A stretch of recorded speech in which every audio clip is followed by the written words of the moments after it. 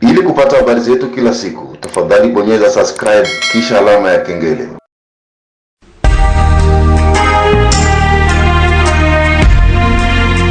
Taarifa hii ya habari ni kwa udhamini wa kampuni ya kutuma na kupokea pesa Fizi One.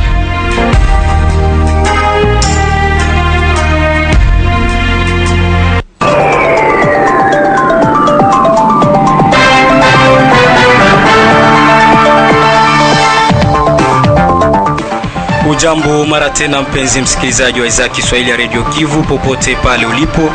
Matumaini yangu ni kwamba mzima wa afya, na ukaribisha kuweza kufuata uchambuzi wa habari zetu siku ya leo. Uchambuzi ambao unajumuisha na ukurasa wa habari muhimu leo hii, ripoti za waandishi wetu kutoka kona mbalimbali, ukurasa wa habari za michezo na burudani pamoja na habari za kitaifa. Naitwa Safari Alimasi, mchambuzi wako wa leo. Nitasaidiwa mitamboni na Jean Ekala Jaden na kualika kuambatana nami mwanzo hadi mwisho. Nasema karibu.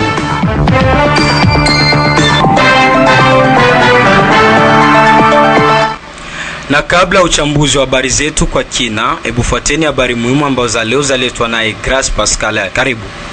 Asante sana Safari Alimasi. Leo katika habari muhimu tutaanzia ndani ya sekta ya Tanganyika, ambako baba mmoja mkaaji wa Swima ndani ya sekta ya Tanganyika aliyepigwa risasi nyumbani kwake na kufariki siku moja baadaye amezikwa siku ya 2 Februari mwaka huu tunayo.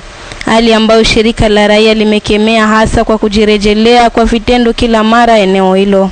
Pia huko Kazimia, mkuu wa kijiji cha Kazimia ndani ya sekta ya Nganja ametoa azimio la kutangaza raia Warundi waliokuwa na baki mashambani ili kufanyana kazi za mlimo kuwa narudi nyumbani kila jioni ili kuepusha raia wakulima dhidi ya usalama mdogo ndani ya eneo lake. Mwishowe ni jimboni Tanganyika, ambako shughuli mbalimbali za kibiashara zimeanzishwa tena kisha maandamano yaliyodumu kwa muda wa siku 5 yaliyoendeshwa na wafanyabiashara katika mji wa Kalemi jimboni Tanganyika. Ni hayo tu Safari Alimasi. Asante sana Grace Pascal kwa usomaji wa habari muhimu. Na sasa tuanze uchambuzi wetu wa habari tukianzia na hapa katika mji wa Baraka. Shirika la Bana Bankar limeomba kwa meya jiji la Baraka pamoja na kitengo cha mazingira kushirikiana nao ili kusafisha mji huu ambao uchafu unaonekana kuzagaa kila kona. Katika mazungumzo na redio yako, Bwana Delo Ikiamba Sauzien, kiongozi wa shirika la Bana Bankar, amesema kuwa wana vijana zaidi ya 30 ambao wako tayari kufanya usafi, ila wanakosa tu hela ya sabuni, na ni vema meya jiji la Baraka kufikiria juu ya swala hilo ili kuboresha jiji letu la Baraka, kama anavyoeleza kwenye mic ya Radio Kivu. Jiji letu liko uchafu. Ule uchafu unakuja kwa sababu hatuna mabine. Na bine haiombi kimoja kitu. Ndio maana nilifanya demand yangu ku watu ya environment. Wakati wanakuja wanafunga batu mu maparcel, ni ile mfano ya kusema mbele ya kutoa licho liani kumlicho ya mwenzako, tizama liani yako kwanza. Sisi wana Bankari tuko na ekipe ya vijana 30 personnes. Nilibaonesha hiyo 30 personnes, tuko tunatumika tu 2 fois par semaine. Kuko ile motivation ya kupatia tu kijana 3000 francs congolais. Tutakuwa tunaanza pale kwa Kolo mpaka kumezwe skali, tunasafisha ili jiji. Lakini ningesema kama viongozi wetu hawataki ni kusudi, na wenyewe ndio wanapenda hii kusudi ya jiji letu liwe uchafu, na ndio maana wasio wananyanyasa raia kama wenyewe hawakujitolea. Kwa hiyo waje waonane, wainvite wana Bankari, tupange nao pamoja tutaweza kufanya namna gani ili jiji letu litakate. Si hatuna mamwaye, ingekuwa sasa tuko na mamwaye tungejitolea ili tuangalie jinsi ya kusafisha ili jiji. Tukiachana na habari za mji wa Baraka, tujielekeze huko Swima, sekta Tanganyika. Baba mmoja mkaaji wa Swima ndani ya sekta Tanganyika aliyepigwa risasi nyumbani kwake na kufariki siku moja baadaye amezikwa siku ya 2 ya tariki 20 Februari, hali ambayo shirika la raia linakemea hasa kwa kujirejelea kwa vitendo kila mara eneo hilo. Kwake kiongozi makamu wa shirika la raia Force Vive tarafani Fizi, Bwana Samia Mimu, ni kwamba mwanga amepigwa risasi nyingi akiwa nyumbani kwake mapema saa 2 usiku kwa shutuma za uchawi. Huyu amepelekwa pa Uvira na huko amefariki kama alivyoeleza. Na papa mwenyewe alipiga masasi pale Swima, lakini hakukufa hapo hivyo, ilibidi wamdepeshe Uvira. Na wakati alipofika Uvira kwa hospitali general basi mtu akafa. Na leo ndio seremoni za kumzika zilifanyika. Yeye alikuwa nyumbani kwake ma 20 environ 30 hivi. na watu wasiojulikana ambao walikuwa na silaha wakafika na kumpiga masasi. Baada ya kufuatilia ile incident, iliambiliwa kwamba alikuwa akitusiwa kwamba ni mchawi, na labda hiyo huruma ya uchawi ndio chanzo ama sababu kubwa ya yeye kuja kuuawa. Na hivi tangu tuanze hii mwaka wa 2024 hii kaya ine deja tunaenregistre. C'est comme si kwa routine mu secteur ya Tanganyika recrudescence ya insécurité. Kwa upande wa security mu secteur ya Tanganyika mpaka security haiko bien na sure, sababu vitendo kama hivyo vya majustice populaire, watu kuchomwa, watu kupigwa masasi, wengine kuchomwa visu vinafanyika kabisa. Na tunaregrete vyote hivi vinafanyika shule ya mkusa ya autorite. Na alipoulizwa kuhusu hali hiyo ya kila mara na wapi hatua za uchunguzi zinafanyika, pamoja na kuwa wazalendo wanatenda kazi gani eneo hilo ukilinganisha na visa 4 ambavyo tayari vimerekodiwa mwaka huu 2024, Samia Mimukortikor anaeleza yafuatayo.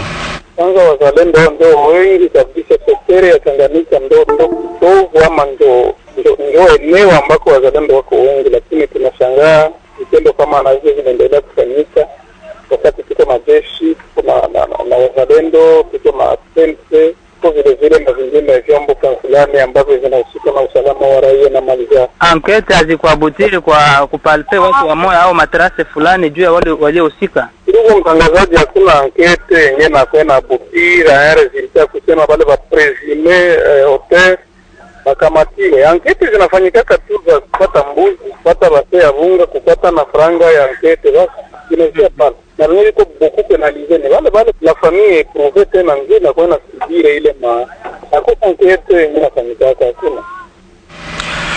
Tujielekeze huko katika kijiji cha Kazimia. Mkuu wa kijiji cha Bashikakela pa Kazimia ndani ya sekta Nganja ametoa azimio ya kukataza raia Warundi waliokuwa na baki mashambani ili kufanya kazi za mlimo wanarudi nyumbani kila jioni ili kuepusha raia wakulima zidi ya usalama mdogo ndani ya eneo yake. Ekela Mangala, mkuu kiongozi wa kijiji cha Bashikakela pa Kazimia, ametoa hapa mwangaza ni katika hali gani azimio hilo limechukuliwa. Ndio kikao chenyewe kilifanyika, ilikifanya na kakamata mpango wa Warundi kutoka milimani. Yaani wao wanatoka mjini wanaenda kutumika makazi kule mashambani, jioni wanarudi tena nyumbani. Hiyo ndio mpango ambayo tulikamata kwa kuhofia sura kama na hiyo ya kutishia usalama kwa wananchi. Hatua hiyo tayari tulikamatia mpango na kwa sasa tunatekeleza. Japo kungali kidogo ya wengi kutokusikia zaidi kulingana na taarifa hazijawafikia, sababu tulijaribu kukusanya viongozi wao na baadhi ya wengine na tukawaambia ya kwamba wafikishie ndugu zao wenye kuwa mashambani habari ili wote wawe wanakuja kulala mjini. Upande wako kama kiongozi, unadhani hatua kama na hiyo itasaidia kwa kupunguza usalama mdogo katika maeneo yako? Ndiyo, hadi hiyo ikifikiria kama ni sura nyingi na uweze ikatupatia hali nzuri sana kulingana na hali ya ukosefu wa usalama na uoga wenye kuwa ndani ya wananchi kulingana na vitendo kama na hivyo ambavyo vinatokea hususani kwa wamama mara kwa mara. Inasemekana kwamba wananchi wa huko Kazimia wanakuwa na desturi ya kwenda kuchukua Warundi ili kuja kuwafanyia makazi za mlimo bila kuwapitisha katika harakati za idara ya DGM, na hivyo Warundi wanaonekana kuwa wengi wanaishi hapo kibandia. Hizo taarifa unaweza kutuambia nini kiongozi? Hizo taarifa sio kweli.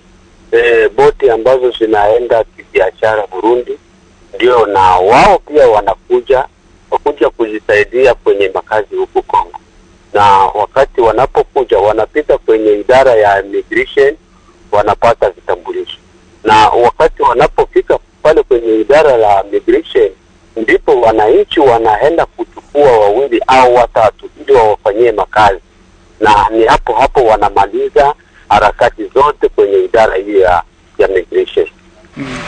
Huyu ameongeza kuwa hatua hiyo itasaidia vya kutosha ili kuleta usalama, huku akionyesha kuwa sio raia Warundi pekee wanaoyumbisha usalama kama alivyorejea mara tena. Hatua hiyo yenyewe tulikamata hali ingali ya usalama, ingali tunaona sura nzuri ya usalama, na ikiwa inaweza ikafika tena, najua tutawasiliana na mtajua mengine mengi yenyewe inaweza ikafika. Warundi wanachangia kwa kukosesha usalama, na si wao tu, hata pia na Wakongomani, na sababu wao ni wageni, ndio maana majina ya Warundi naenda. Lakini sijui kama Warundi wanaweza wakapata nia kama na hiyo mbaya kwa kukosa kushirikiana na wananchi, yaani wanavifanya kwa kushirikiana na wananchi wa Kongomani. Hivi sasa nampisha mwenzangu Omar Makelele Ozil kwa kutujuza ni yapi aliyojiri kwenye ulimwengu wa soka. Na barabara kabisa mwenzangu Safari ya Limasi. Leo katika habari za michezo tuanzie na habari za hapa nyumbani Baraka. Ni kwamba michuano ya ligi ya nyumbani ima championnat lokali katika wiki yake ya 13 iliweza kutimua vumbi siku ya pili ya wiki tuna tariki 20 Februari 2024, ambako mechi mbili ziliweza kupigwa katika uwanja wa Maendeleo. Majira saa 7 kamili mchana FC Mwemezi Sport waliweza kupokea kipigo cha bao 1-0 mbele ya vijana wa Presqu'île Dubari, huku majira saa 9 kamili FC Flambora ndo vile vile waliweza kukiona cha mtemakuni kwa kutandikwa maboma 2-1 na vijana wa FC Kibonjwa Sport. Lakini wiki ya 13 hiyo itakuwa ni ya kutamatika siku ya 3 ya wiki hii ya tariki 21 Februari 2024, ambako mechi mbili zitaweza kupigwa. Majira saa 7 kamili AS Itombwe watapepetana vikali zidi ya FC Mutula, huku majira saa 9 kamili FC Nyota Klede Baraka watakabiliana vikali zidi ya CS Vijana Prestige.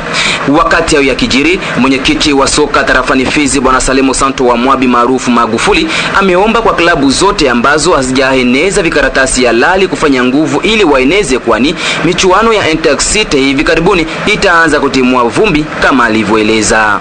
Message kubwa ambayo niko nayo wana journaliste ni kuinterpeller conscience ya wadirija ma equipe, kubambia kuwa si kusema unakuwa wa kwanza kumalama kuingiza mule mkiwanja asema unapita. Hapana, c'est-à-dire kwa kama kwanza na administration ekipe yenye hayaeneza administrativement atakuwa kwanza atabakia mwenye kuma conditions ziko normale anapita. Hii ndio nabambia or ma match na taishi d'ici le 9 ma match zinaishi, na d'ici le 15 mars au 20 championnat Intercity inaanza, na nitabambia kiwanda fulani fulani kuchezesha ile Intercity. Ndio kuko zile zimoya ambazo zilipata neema kulipiwa na honorable Lize Monga, Fondation Lize Monga walipia mafranga zao ili kuna neema hapo, kwa sababu franga wanapata kila siku kila mwaka. Sasa hawa wengine isikusoma miari musatu alatukosea ndio hivi na hivi, sitaki ile bakui mapema bamaliza administration yao porque alama zao zichungwa dale ka contraire bako aperde walifanya matembezi ya pale. Katika tetesi za usajili ni kwamba klabu ya Manchester City hapo nchini Uingereza wana imani kuwa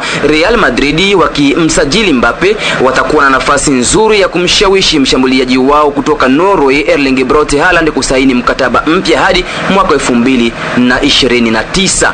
Hata hivyo, klabu ya Chelsea the Blues hapo nchini Uingereza wako tayari kuzingatia kipengele cha kutolewa cha pauni milioni 111 sawa na euro 130 ili kumsajili mshambuliaji wa Napoli mwenye umri wa miaka 25 Victor Osimhen. Aliyekuwa meneja wa zamani wa klabu ya Manchester United Ole Gunnar Solskjaer anachukuliwa kuwa chaguo la muda mfupi na klabu ya Bayern Munich ikiwa wataamua kumfukuza kocha wao kwa sasa Thomas Tuchel.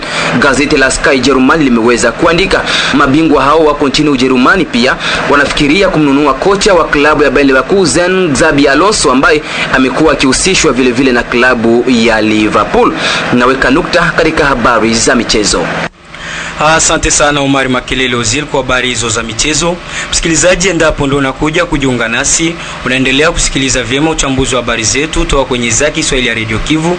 Tunatangaza kwenye masafa 93.0 FM katika mji wa Baraka. Kampuni Fizi One Baraka, Mboko na Misisi ni rahisi kutuma na kupokea pesa cash pote ulimwenguni bila usumbufu. Hivi sasa tujielekeze huko tarafani Fizi, makao makuu ya tarafa, amejiuzulu kwa wazifa wake kwa kiongozi tarafani Fizi wa chama cha Ensemble pour la République tangu Februari 2024 Bwana Dunia Abdallah Riziki kwa sababu za kibinafsi. Akizungumza na redio yako Kadao wa miaka mingi wa chama cha Ensemble pour la République, amesema hakuna kizingisio chochote kuhusu uamuzi wake. Ama kwa swali la kuhusu kukinga kazi yake kwenye chuo kikuu cha Kiganga mjini Baraka, Abdallah Riziki ametupilia mbali madai hayo. Dunia Abdallah Riziki amesema kila laheri kwa wale watakaoendelea na chama hicho kama alivyoeleza. Ni kusema kwamba mimi nimejiuzulu, ni kweli nimejiuzulu kwenye wazifa wangu wa president federal wa chama cha Ensemble tarafani Fizi. Nimeacha wazifa huo kwa sasa, nitoka jana ndio nimejiuzulu.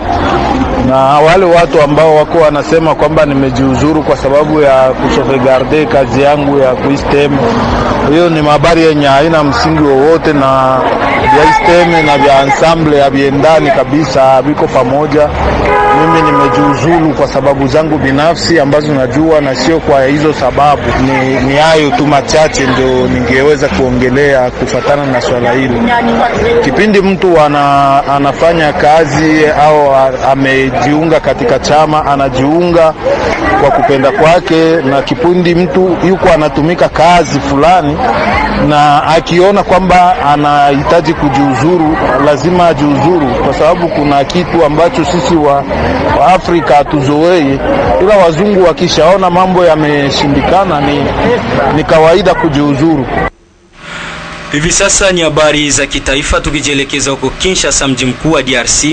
Ofisi ya tume huru ya uchaguzi nchini DRC imetaja kupokea ripoti za wami wane wa asili toka jimbo la Kivu Kusini waliochaguliwa kuwa wabunge kwenye bunge la Kivu Kusini. Wasokelo Benda Gilbert ana ripoti kamili.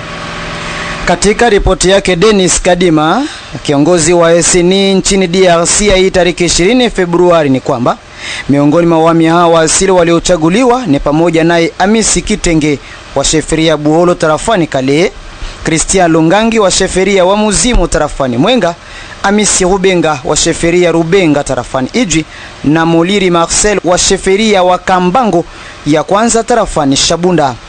Wami hao asili waliochaguliwa kuwa na bunge kwenye jimbo la Kivu ya Kusini watenda kazi bungeni ili kuunda sheria zenye kutetea asili pamoja na mila za wami wa asili.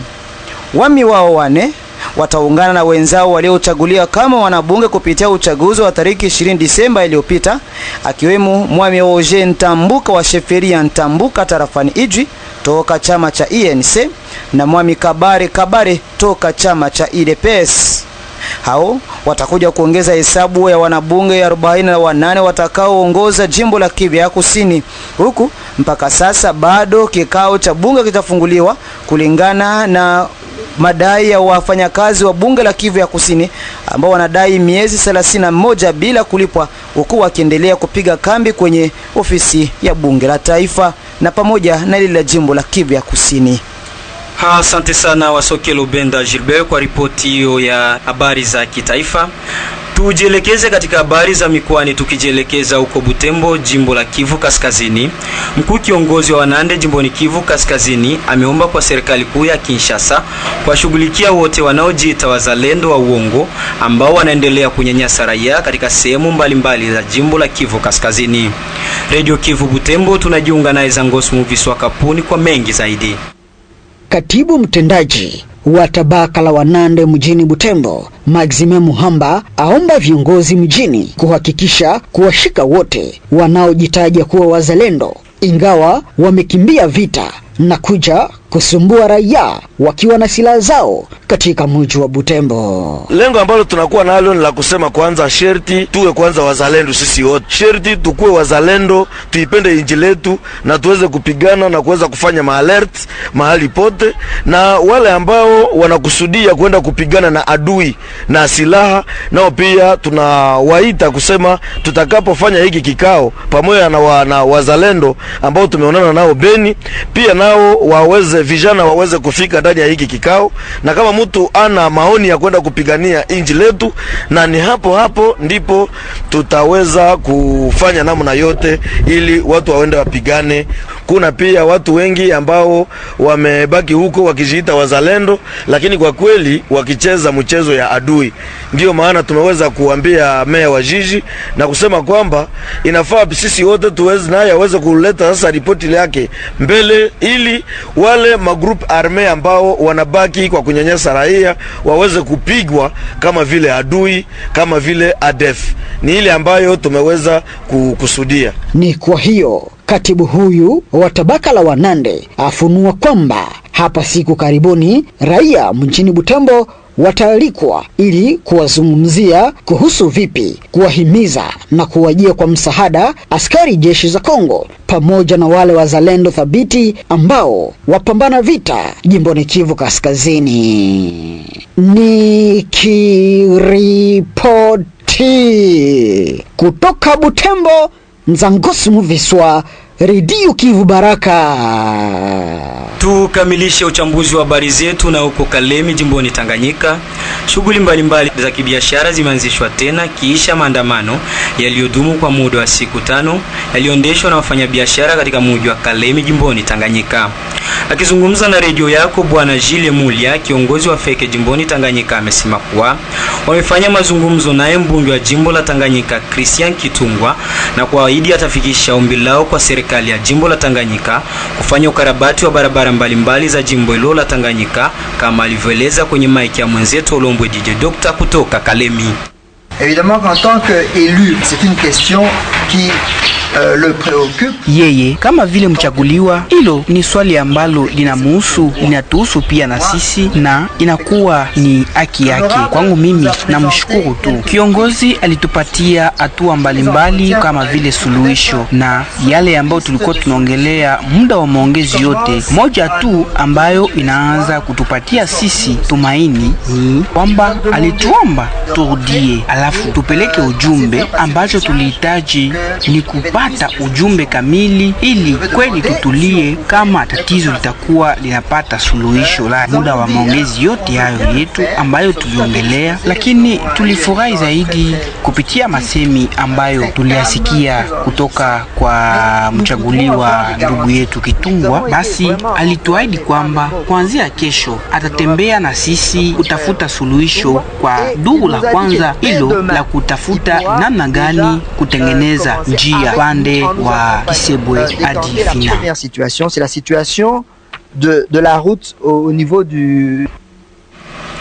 Ni kupitia taarifa za huko Kalemi nipo tumefika mwisho wa uchambuzi wa habari zetu siku ya leo. Uchambuzi ambao uletwa kwenu na Misafari Almas, ni saidiwa mitamboni na Jean Ekala Jaden. Shukrani kwa nyote mliotutegea sikio mwanzo hadi mwisho. Sina la ziada na waga nikisema bye bye.